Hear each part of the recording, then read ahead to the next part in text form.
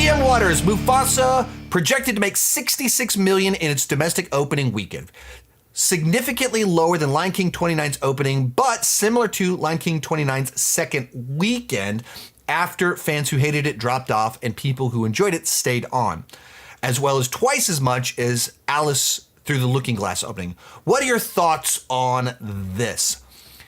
Yeah, so I have been curious as to what Mufasa is going to do because Lion King 2019 was the highest grossing animated film of all time. So right there, built into it, it's following up something really popular. But it's not exactly a one-to-one comparison. Like, it is the follow-up, but the first one was entirely a nostalgia play, where it is a remake of a beloved film that was that perfect generational thing that the Disney Renaissance has kind of been the last decade of people my age, that we were the perfect age for the Disney Renaissance, and now our kids are the perfect age for these new projects. And so Lion King, building off of that, building off the novelty of the technology, made an insane amount of money. That just the novelty of like photorealistic creatures is just, you want to go check it out. So there's a number of things that kind of created that excitement for it. But it also isn't the most well-received film historically, that a lot of people don't think it's great. They think it's lifeless. I thought it played great in the theater, and then I'm like, why would I ever rewatch this at home? It's just a effects demo reel. It doesn't, the experience of seeing it in IMAX was incredible. I don't care after that. So I've been wondering, how's this movie going to do? You know, will Sonic be able to beat it? All this stuff, because they released on the same day.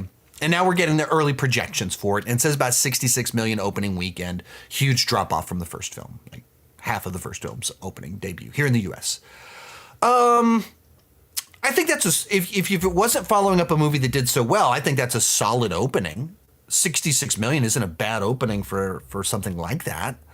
That's better than what Kingdom of the Planet of the Apes did, that has some similar animals that talk, photorealistic CGI, stuff like that. So that's, I think, a decent number, but also probably what I would expect, a huge dip off. You reference another one where Alice in Wonderland, the live action remake, made $1 billion, and then the follow-up several years later really dropped off.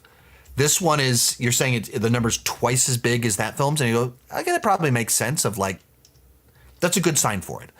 I don't know that I have any deep analysis of that. It feels consistent with what I'm feeling, that, you know, vibes test, that there's still interest there. It's the Lion King. There's a lot of love there, and there's more tales to be told. And there's people that did enjoy the 2019 film. And beyond that, outside of some direct-to-video films and an animated show, we do not have a theatrical second story in the world of the Lion King. So let's dive into Mufasa. There's a lot of people that love the Lion King and want to see that. And was it from Barry Jenkins? Like, we're bringing in a high level talent to tell this story.